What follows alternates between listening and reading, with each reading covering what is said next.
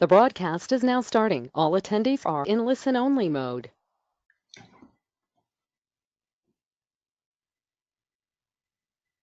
All right. So this is Balaji Tyagarajan, and you are into IP Strategy 101 for Startups webinar. So our panelist and presenter is Rajesh Singh here. So to talk about Rajesh, comes with experience background of more than 10 years of experience in IP. And I have a little handout of a PDF, in the handout section, so you can able to uh, you know download and read that as well. So he's from IIT BHU Varanasi, and he has a dual master's degree in engineering. And he has been doing this informational webinar on IP strategy series. So as you know, the audience might be mainly from the startup areas. So if you have any questions, feel free to ask the question in the questions panel. So Rajesh will get to that towards the end of it. But make sure that you add the question while the webinar is being delivered. And also we have a couple of polls that we have. So Rajesh would be launching the polls when during his delivery of his presentation. So again, if you have questions, feel free to type the question in the questions area, and Rajesh will get to that. So with that, I am turning over the floor to Rajesh. So Rajesh, the floor is yours, and let's go ahead. Thank you, Balaji. So hello everyone. Nice to see all of you over the web conference. The idea here is to make an interactive session where I can share my thoughts and details on the area which could be useful to all of you running startups. So I will begin with the presentation that I have. So the first slide, which basically talks about is on what exactly, when we are talking about IP, what does it really, refers to, or what is actually, intellectual property. The idea here, why I'm referring to this term is, many of the startups, they have this thought, whether I have intellectual property with me or not. Is there something that I can protect? Is it only about patents? So I thought, it's good to start from this point where, basically let's understand the terminology so that, you get an idea about, whether you can protect something or you really have something which you want to protect, or, there's something which is not there at all, even though you're providing a product or a service to the market. So a basic definition which it says on the slide, which says intellectual property is a non-tangible asset, which could be, a creation of human mind, and can come under the category of inventions, literary, artistic works, symbols, names, images. So any of these could be example of, a creation which is done by the human mind, could be called as intellectual property. Now, the idea that it is something which is going to be new, which need not be available already, is all what makes it, protectable or not protectable. But why do we need that protection?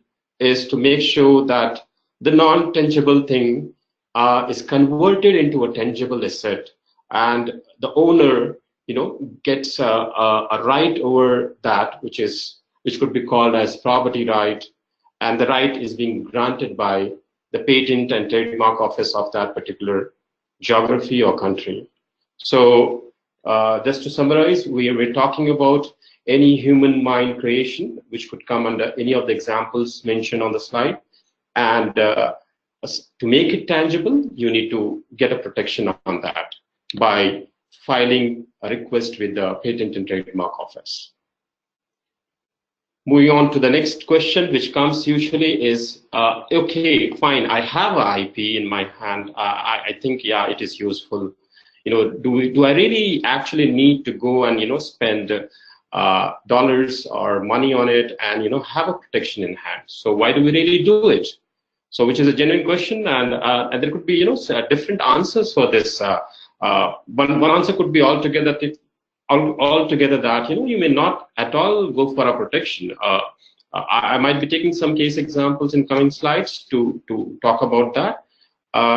But just to give you a glimpse of that, you are operating in a very niche area, and the work that you're trying to do is very limited in need, and it's very much focused on maybe one or two client only. So I mean, you may be providing a service or product, but the reachability of that in terms of market it's very limited. It's very focused, and it doesn't require is required by majority or a big market space. So you may have something new that is a possibility out there, but even if you get a protection, what do you do with that protection? Because nobody's going to use it. Except one or two people. So yeah, there is a possibility you may not go for an IP protection. So I'm just giving that as an example, but that does not mean that it is applicable to everyone. So that could be one scenario. Let's look at the points out here. So the first one refers to, which is the basic, I think, understanding that all of us have, which is protecting your innovative creations and ideas, so that nobody can just copy it and go ahead with it and make his own products and services and start selling as a competitor of yours. So if you don't have that protection with you to stop others, you are in trouble, and the market share can be taken care of or taken by the competitors easily. So that's kind of the first one.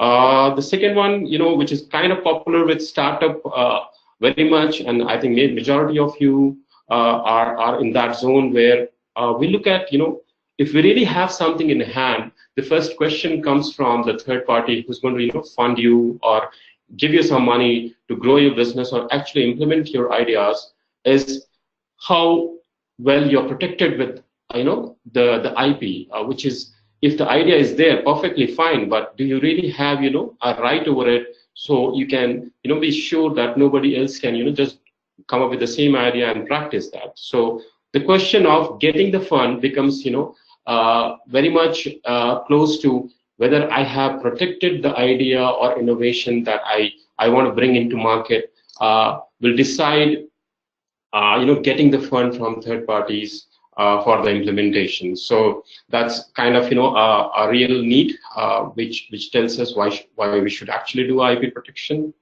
The third one is basically, there are companies, I think you might have heard of, like big names like IBM, Qualcomm, and many others like that, who do have their own products, who do have their own services. But there is another revenue generation stream which they have, is making money through licensing of their IP. So you may feel that, I just want to protect idea for the sake of, getting revenue for not just making the product, but also by licensing the idea to others. So for example, you are in a particular country and you don't have the capacity to reach out to different other geographies. You don't have, the bandwidth to take up, the manufacturing or service provisioning capacity is in, across the globe. So what do? So in that scenario, if you have your IP on the IP protection on the idea or the concept that you have, you may be able to, expand or license your IP to different people in different geographies, and just make money out of, the licensing piece, which is another stream which you can think of as a startup, because people generally tend to feel, I'm just worried about a particular geography. Why should even I think about, going across the geographies and protecting IPs? So here is a hint on that if you are thinking of, your idea being really valuable and really unique in the sense that it is something which is going to impact all geographies across, even though you don't have the capacity of going to all geography, just by having the IP protection on your idea into different geographies can lead you to reaching out to those geographies and delivering the products by different names. So that's another reason I would say probably for doing an IP protection is. The fourth one talks about creating a brand and and protecting that brand. So like for example, you have a tag of Nike on a shoe, or you have a tag of soft drink with a brand name Coca-Cola out there. You relate something to it, which is basically a confidence, which is basically a belief that I'm going to get that right product. So it might sound that I've not become big as a startup. Why do I need to really worry about it at this point of time? But the reality is, as you become big, as you become a player which is kind of recognized by the population, by the market, there are players who could just grab your name that you have in hand and wait for that opportunity to stop you from using or ask you money on the basis of that. So it is very, very important to understand that if you really think you have a real good concept and you have really thought of a name which is unique, and probably you want that name to be yours, again you need to think about IP protection or protecting that name or that service as a right, so that not anybody can just start selling tomorrow with the same name. So that's another hint why I would say we should think about protection. The next one is basically talking about selling your services with the concept. Probably I would give an example to explain this. Like you have a rice coming out of a particular region in a geography, and when people come to know that the rice is from a particular region, it was basically created. The crop was generated out there. They buy that. Champagne is an example. Basically, it relates a value into the product if you have an association of a source from where it was created. So you need to protect that as well. There are means to do that. So that's another need, probably, which I just wanted to bring out. Where whenever you have a scenario, you have a product or a thing that actually means a lot from the place where it is coming from, you can think about doing that protection, that tomorrow not everybody starts using the same thing from the same reason. So that could be another reason for going IP protection.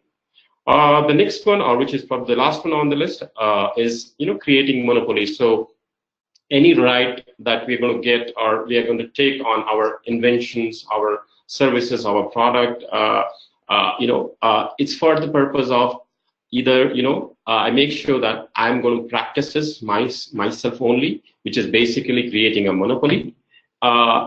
And the other could be I make revenue by licensing that right to others, and they can sell it. However, they will have to pay me for practicing that. So why IP protection? To create a monopoly for a fixed time. As you all understand, it's not going to be for lifelong. So here the protection is given for a fixed time, so that the inventors or the creators of the idea or service or product get the reward for that. So that's kind of some of the points which I thought of bringing out, where somebody who's a startup and thinks that maybe I don't need it, probably one of these might suit you, and you can think about going about getting IP on your stuff. To give statistics on the same, to further emphasize on why actually IP protection. This is kind of a data taken from a geography where what is the income of per employee or per employee operating profit for SMEs with patents and those SMEs which are not having patents. So you can see there is a real advantage if you are with patents, and further if you have patents overseas as well. So this gives an idea that having an intellectual property protection certainly gives a good reward. There may be an investment in the beginning in terms of getting the IP, but that investment is certainly not as big as when it comes to making, revenue out of your products and services. So people who had no IP operates in a range which is much lower than the people who are having IP. And even it goes higher if the people have gone for, international or, multiple geographies IP protection. So this is kind of a hint again out here to let you know that why we should actually think about it. So there's no doubt on that piece that if we have IP, whether we are a small company, startup, sole inventor, we will have an advantage irrespective of the investment in the beginning. So let's think about it. The next one is more of just to give you all, the next slide is you can see the trend where all the big names, China, US, Japan, Korea, EPO, for that matter, are talking about, or showing that there's an increasing trend towards, filing patent applications. There's more to patents only out here.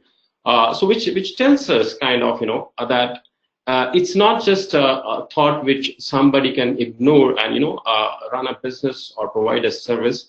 If you really want to be, in the market, which is, the developing countries speaks of, whether it is China, which is, having this current situation in terms of growth, in terms of revenue, whether it is United States, so all names for that matter, they are looking at IP as one of the means to make sure they are in the game. So this was more of to tell you all that why IP is a must. The countries are showing the number of filings, and that tells that there is a major portion which is coming as a revenue if we are IP protected. The next slide is more specific to US, as I thought the majority of the audience are going to be from the United States. So we can see the a filing trend of FY17, where different types of IP, whether it is utility, design, plant, all these have a good number of filings that are happening in the United States. So the activity tells that there is a good demand, and there's a good benefit that is coming out of IP, and hence there is a continued filing that is going on in United States. So the next thing which comes in mind after looking at that, yeah, we all think that we need to have IP. IP is a need.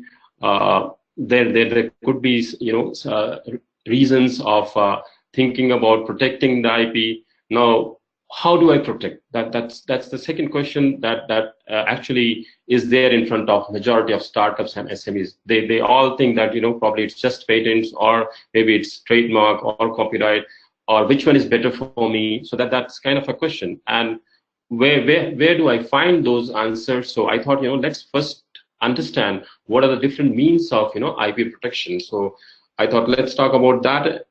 So I've taken an example to showcase to all of you. This is more of a glimpse of what all IP protection type can exist. So if you look at this phone, so it's made by Samsung. So we are talking about a trademark, which is Samsung.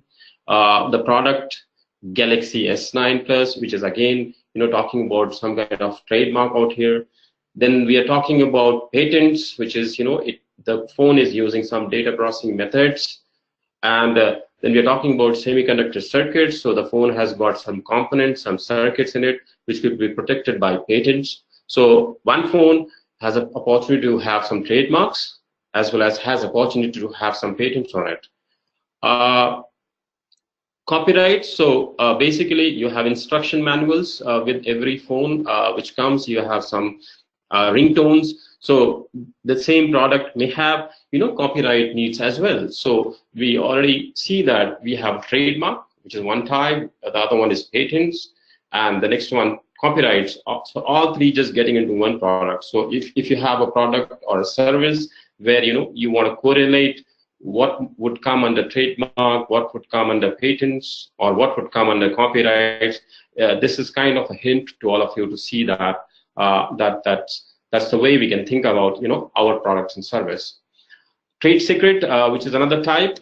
So generally, I'll talk about that in coming slide. But just to tell you, I mean, if you don't want to make your idea public, because if you go for IP protection, the idea gets public over a period of time. So there are examples where people feel that I have to just keep it as a secret so that it never comes into the market. So there could be a trade secret, which could be possibly here also in case of this product, Samsung phone.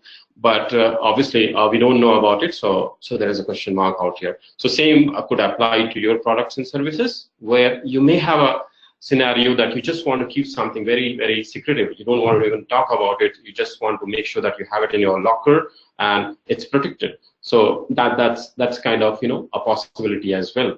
The next one is design. The phone three-dimensional view, the look and feel, arrangement of the UI on the phone, these all can come under, again, design protections. So one device can lead to, different types of IP protection possibilities.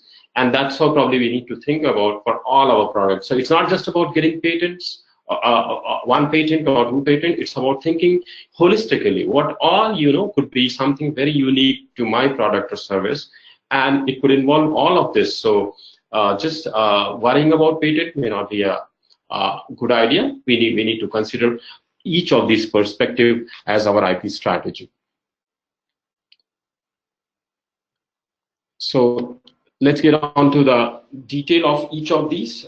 So the first one is patents. So what does it say? Patent grants property rights on an invention, allowing the patent holder to exclude others from making, selling, or using the invention. So the idea, what do you get out of a patent? If you have a patent, you get the right of making. No, so it's basically you stop others. You stop others from practicing the invention. That's the idea. So it's kind of a negative right, where it's not that you're getting a right to practice something, but you're actually getting a right to stop others from practicing, the invention that you have got the protection on. Now, when do I get that? That's the next question. So it must be novel. That is the first criteria. Obviously, you need to have something which is not existing.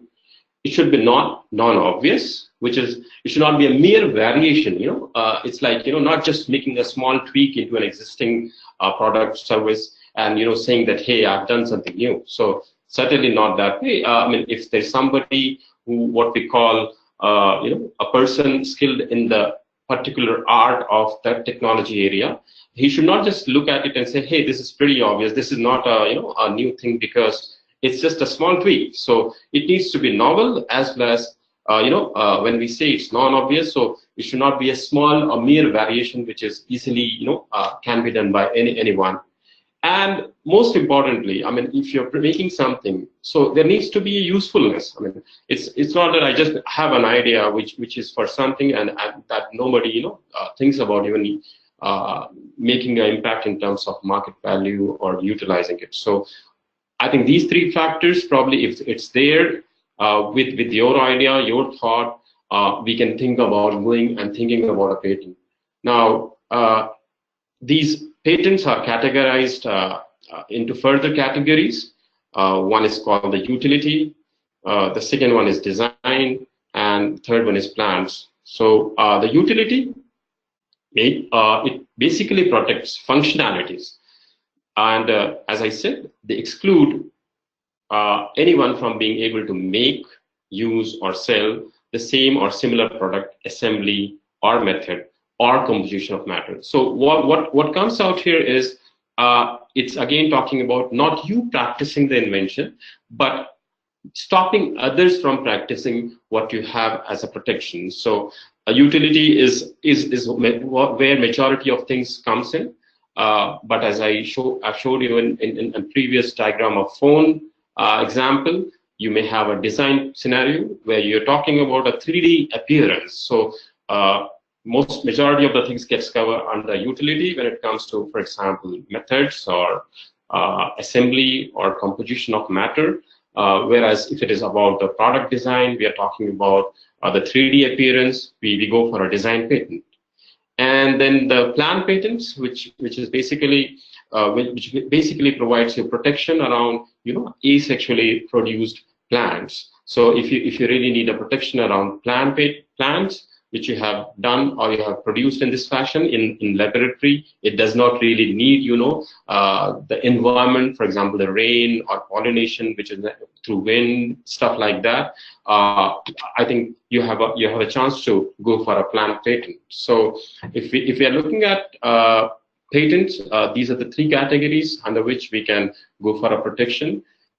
Important thing to note down is our idea needs to be novel, non-obvious, and there must be some kind of usefulness out there. So if we are able to filter down onto all these three criteria, we can think about going for a patent protection.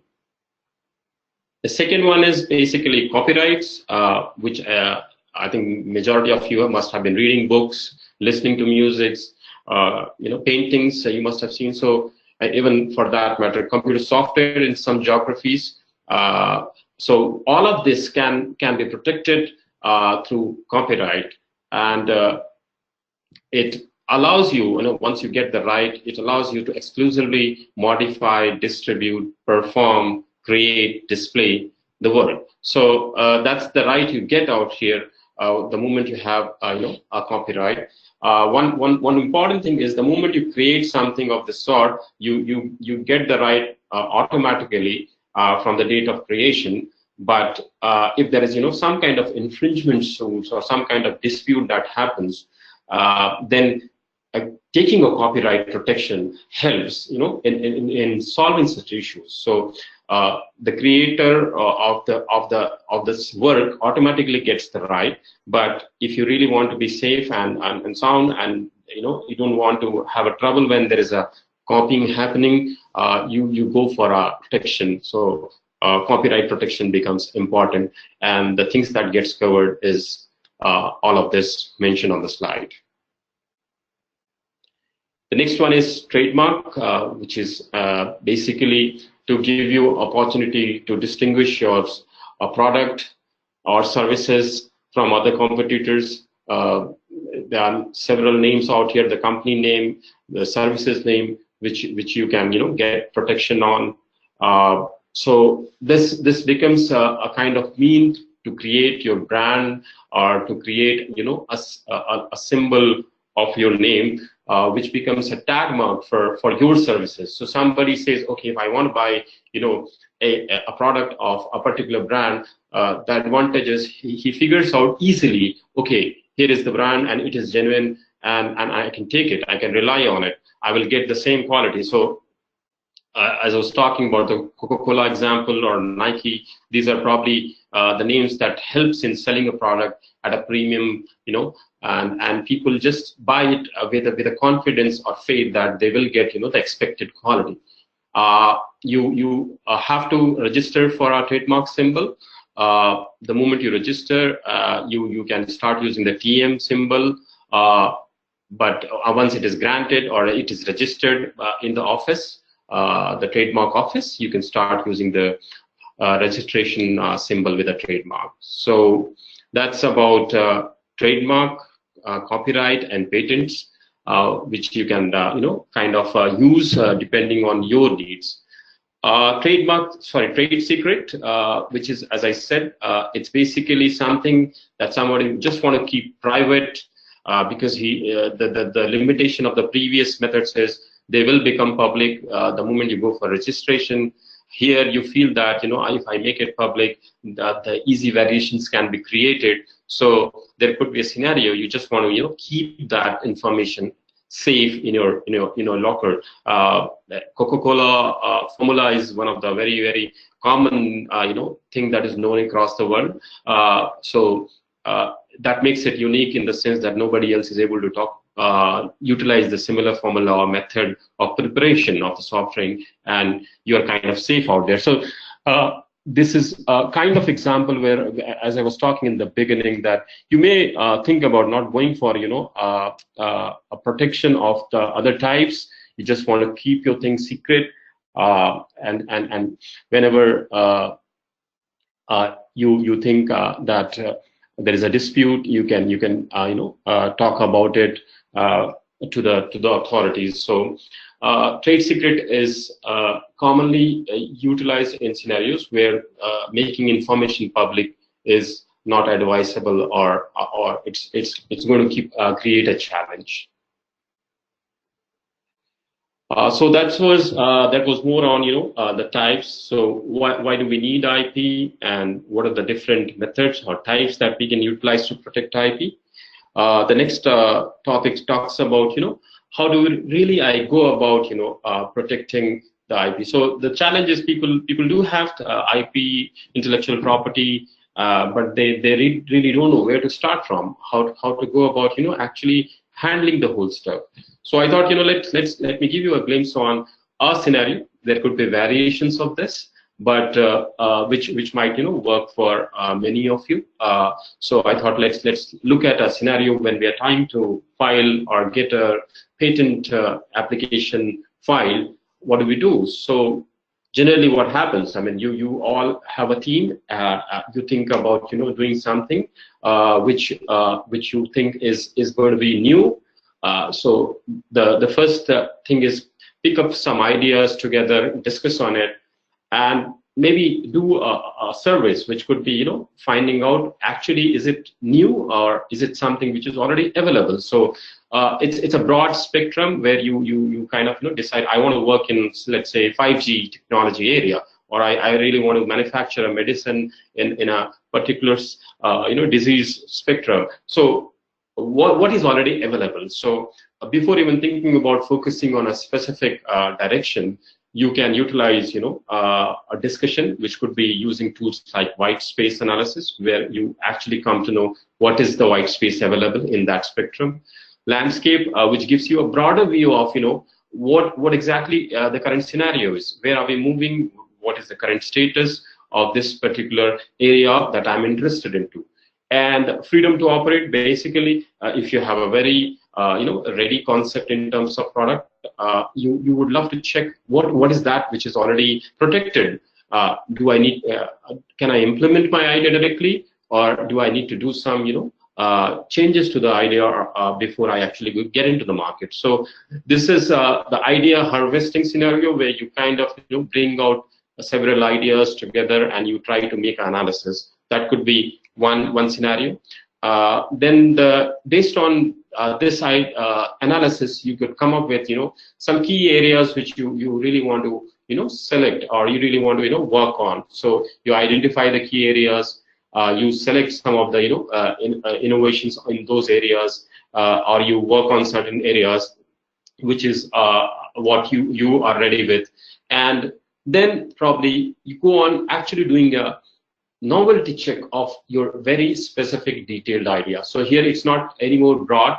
You have a solution. You have thought of how to actually develop that solution, and you really want to check whether your method of solving that problem of which you're trying to address is unique or not. So what do? You define your whole invention in a detailed format, which is you disclose it in a document and give it to people who are expert searchers in patent databases, or people who are attorneys who are who know searching, or who can work on such databases, or maybe there are third parties who just do prior art searches, or to check on how new is the concept, and they come up with a report for you, which helps you in making filing decisions. So instead of just jumping on to filing, which probably will cost you 15K to 20K just for the filing itself, you can think about using some of this, if not all of this.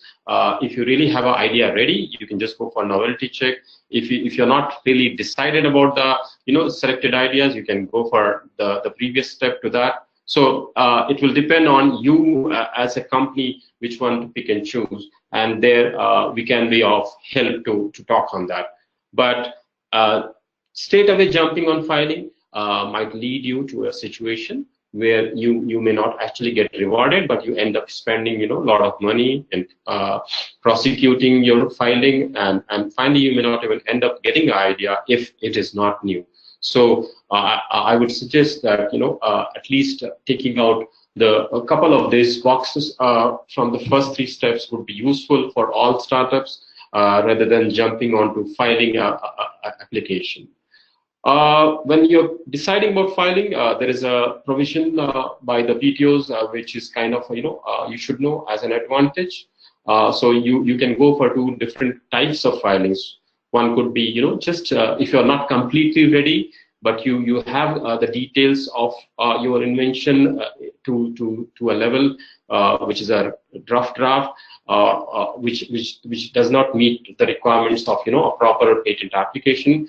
You can utilize that complete literature and make sure you file an application, because you get the date the day you file an application that you are the first one. So whosoever goes for it, irrespective of who was the actual inventor, gets the date and wins the dispute. So you can take the path of filing a provisional, which is less costly, which requires a minimum preparation in terms of when you compare it with a non-provisional application.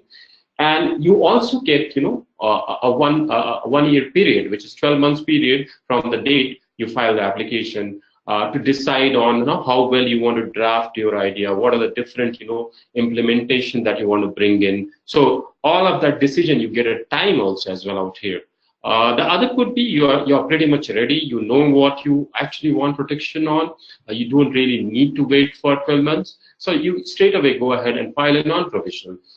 So the 2 are important from the perspective of starters, because usually there are financial constraints. So I would say utilizing a provisional could be a nice idea, and showcasing to people that you have something already in file state, and you can use that as an advantage to generate revenue, or give confidence to the others that your idea is something new. Filing non-provisional certainly is going to help you. So if you're pretty much ready, go ahead and do that investment. But before filing, I think the novelty check, idea selection, or doing some kind of white space or landscape analysis or freedom to operate would be useful, is what one should keep in mind. Post the filing, what happens is the prosecution will go on, and if you have done the previous task well, it is going to be a small one where you can just file in an application. You can just get through the examination quickly and might get a patent granted. But there are other scenarios, like when you are filing, you come across, oh, I have basically file an application which has more to get right on. So there are other possibilities, like as you go and develop your product or services, you realize there are some more inventions coming out of the same detail that you have given in the application. So there are provisions like you can file a continuation application, or file a continuation in part application, which is add on to the core invention that you filed in on the first go. So it generally happens, you all will agree, that you realize as you go on there could be several different invention scenarios that could come out of your product development cycle, or your discussion cycles, and you may have not just one idea but number of ideas surrounded around one core idea. In fact, that's a good strategy to have also a nice portfolio where you try to cover in all possible scenarios, rather than just protecting the one piece or the core piece, which gives you a breadth in terms of not just thinking about what I'm trying to implement right now, but also thinking about what future implementation could be, what others can do as well. So any possible design around any possible tweaks to the core idea can be covered here during the prosecution, or even before the prosecution.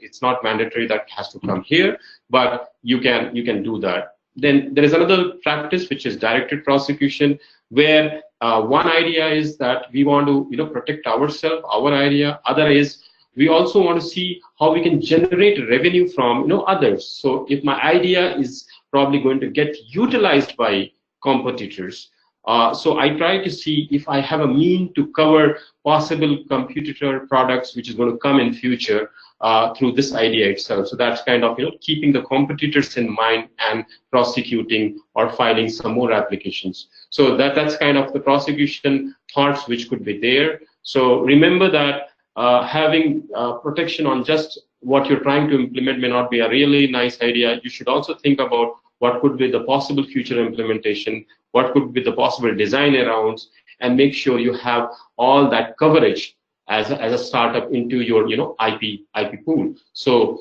that's kind of makes you secure and makes it a foolproof thing that there is no possible easy design around. Not tomorrow somebody can just implement something which is a small tweak and get away with the all the benefits that you were about to reap from your IP protection. Once you get the IP in hand, the possible things that you can think about is you have 20 years of protection, you license your IP, you can sell your IP, or you can file continuations and CIPs till the time it is still in prosecution or pending state. One has to remember that many people forget on that. When you file an application and it gets granted, you need to maintain that application. So that's where a lot of people end up. I mean, there are examples I've seen people just get, they file an application and they feel that they've got an IP hand.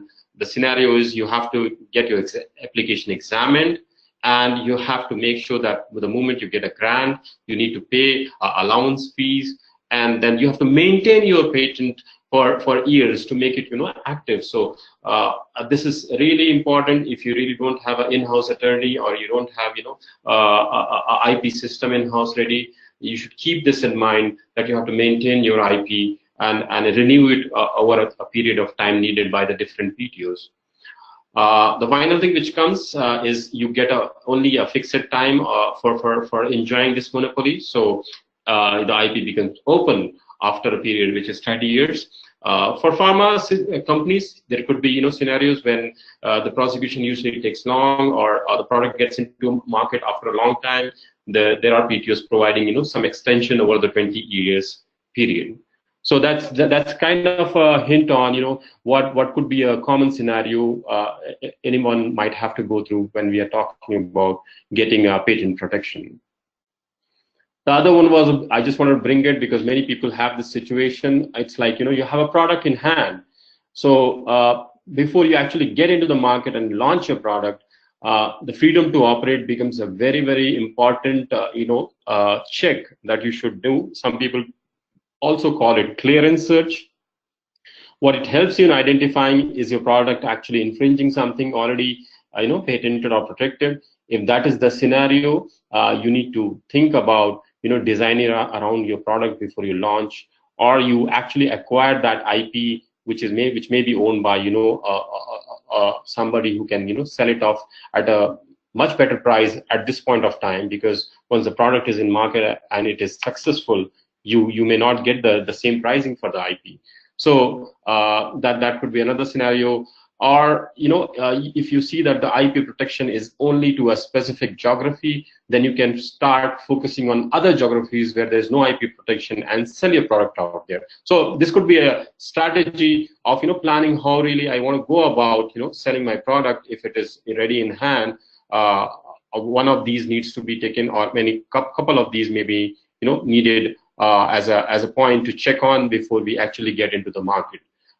If it is no infringement issue, you can just go ahead and launch the product and enjoy the fun of making money. But the idea is, if you have not really protected what you are trying to launch, there is a possibility that you might get copied very easily. So protect yourself and then launch would be a nice idea. So that's kind of a strategy which you can think about before getting into the market with your product or service. So this was about the two possible things that you can think about as a startup utilizing.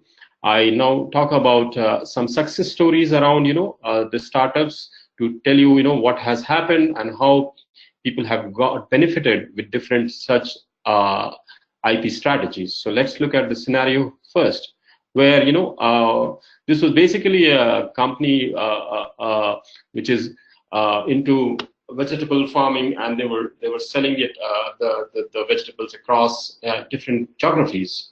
What they developed during the process is a three-dimensional packaging container.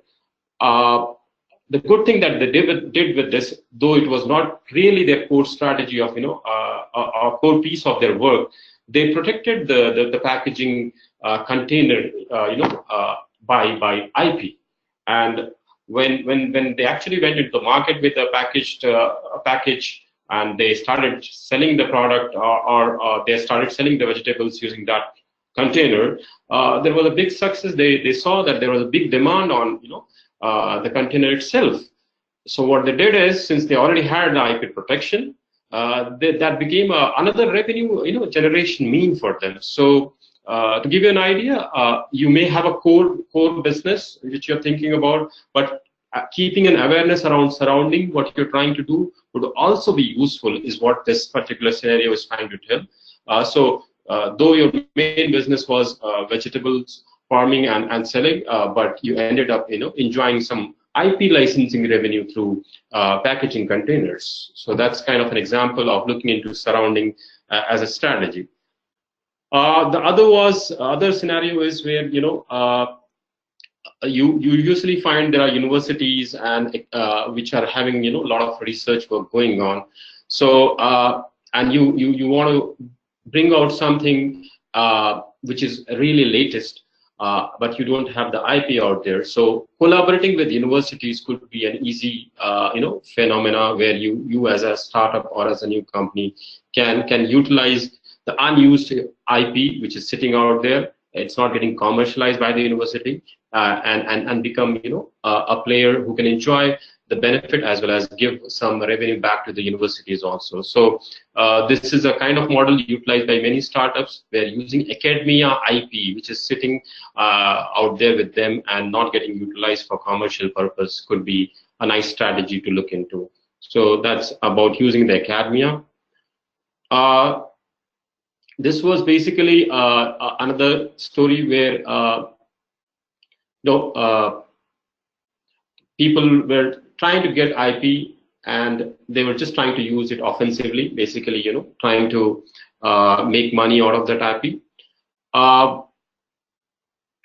What they did is they utilized a strategy where they protected the core piece, but also they protected all possible surroundings. So as I was talking about in previous slide, don't just focus on what you are trying to implement.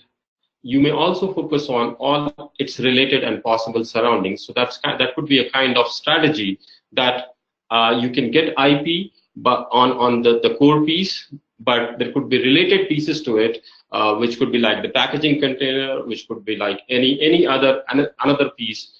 So seek protection for all of that, even though you are not using them right now, because there is a good possibility that some competitor might be using it at some time. So protect the core piece, but protect the surrounding also, so that you have a IP portfolio which is kind of useful in terms of generating IP revenue through licensing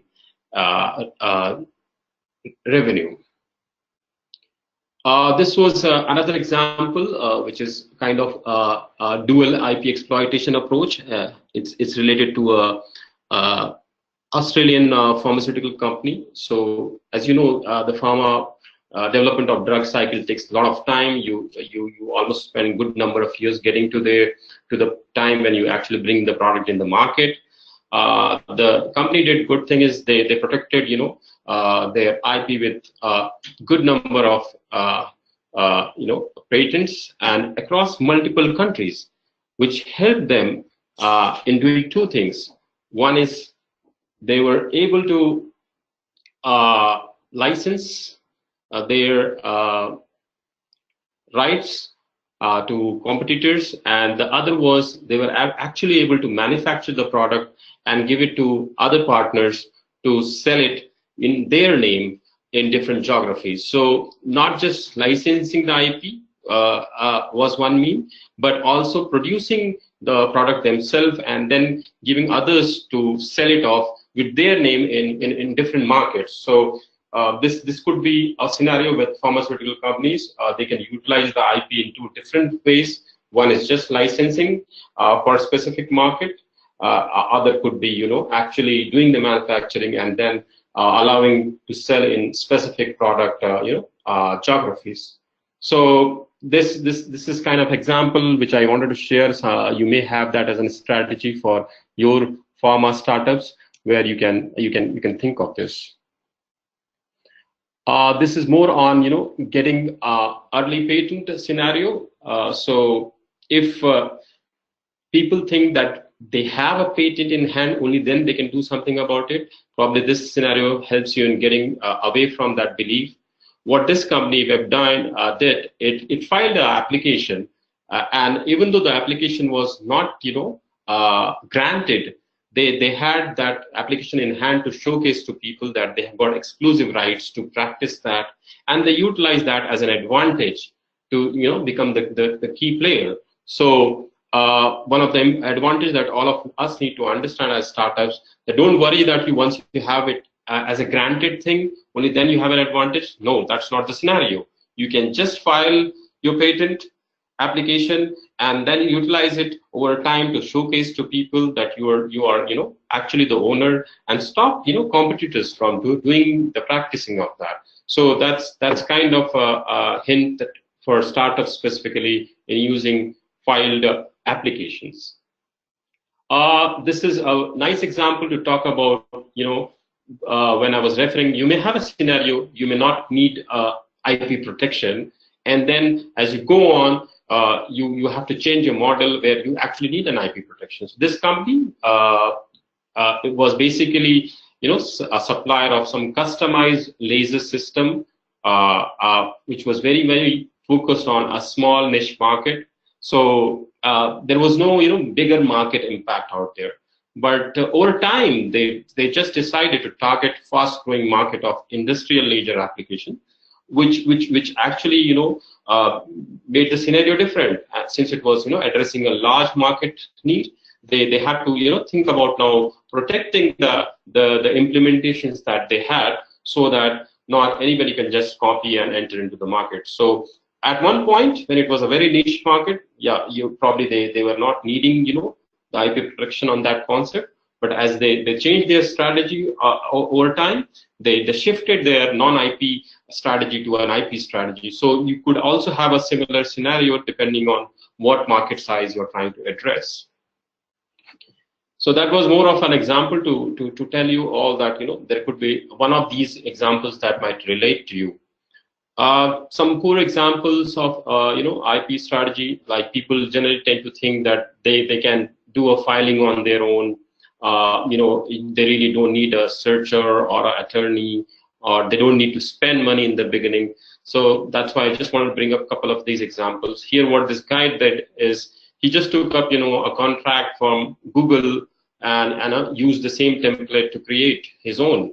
But while discussing, finally he ended up in a big loss, where he realized that there is a big mistake that he has made, which was written in the contract. You all basically end up losing your IP rights the moment you give your product or service to a client. The client has the right of giving it to the next person without even asking you. So the hint out here is it could look easy to file an application, or just go and think and assume that your product is new, go ahead without consulting an expert. But this could really be very dangerous. So I have a poll also, which all of you can look into and try to answer that, which might help me to understand whether the message which I tried sharing with all of you over the webinar till now was kind of understood or not. That will kind of help me in next session when I'm going to conduct the next series, I'll be able to tweak my presentation accordingly. This is again a lesson learned scenario where a company thought of going international first, and thought of they had a lot of time to actually protect it in local geographies. So it could be a strategy, somebody might want to use it, but here what happened is that they ended up in prosecuting for a long time, because they just filed an international application. They did not actually do a prior art check or FTO check, and basically they end up spending a lot of money in international filing, and finally they could not even protect the concept that they had. So going international is a very good idea, but you need to be very sure that you have done a thorough prior art search, and you have done a freedom to operate scenario, because if you get a no out there in the international platform, it's almost no everywhere. So you need to be very, very sure when you're going international directly, rather than just thinking about that if I file international, I have coverage of every country or every geography. This is another idea where some people think that just let's keep it as a secret. Let's not worry about protecting stuff through IP. So the challenge is you are an organization, you have n number of people out there, and they come and go. So keeping something secret could be really ask which needs to be talking about an NDA with every employee, talking about different kinds of requirements that you need to maintain in. So it's okay to keep a secret. If you think really that becomes public, it will be a challenge, but you need to be very sure whether you have a means or ways to make sure that it remains a secret, because there are a number of parties that are going to touch your innovation. So you need to look from all those perspectives, whether it's client, your employee, your attorney, or anybody who's working for your company, how he's being governed by these secret management. So that's kind of keeping a secret example. So I'm just going to, because the time is less, so I'll be getting on to some queries which I thought might be useful, or you may have similar queries. So do I need IP protection? So the question is basically, when we are saying that we need an IP protection or we don't need an IP protection, it all boils down to, as I said earlier, that what is the reach, where actually you think that it's going to be just a niche area, only there will be few players using it. You may not, but yeah, if you think that the idea has an impact across, you should think about using that.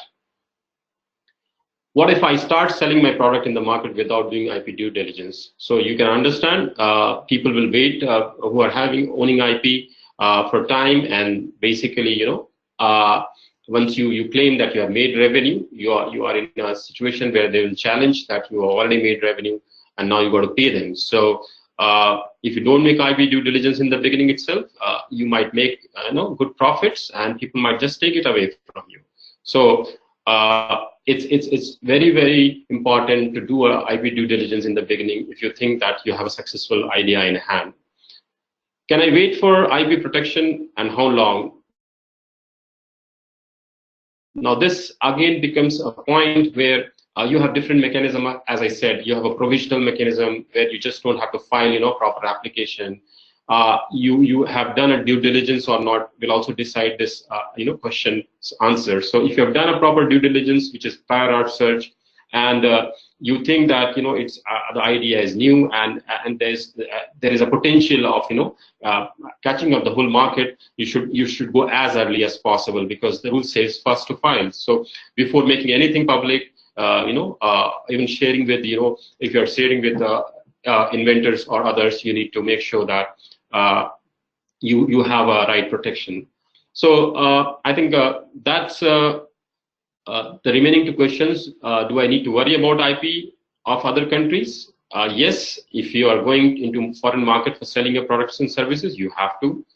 Do I need to worry about IP when importing product part or product product from outside, yes, that's also a restriction. So if you are trying to bring in something from outside in the United States, yes, you will have to be sure that your things are protected. So these are some questions, but I'm more than happy to take up your questions if you have any. And this is all from my side for now. Please let me know if any of you has got questions. Thank you, Rajesh. And I think we are running out of time here, so we are we are almost on the wrap. So I don't see any questions here. I see one question saying that how long my IP is protected when granted. So do you want to answer that question, Rajesh? Yep. As I said, the day you file a patent application, you get a date, and from that date, you get 20 years of time if you're talking about a utility patent. So, and if you're talking about a design patent, you're talking about 15 years of time if you're going to file an application now. If your application was filed prior to 2015 in the United States, you have a period of 14 years. So, but otherwise it's 20 years for other patent types.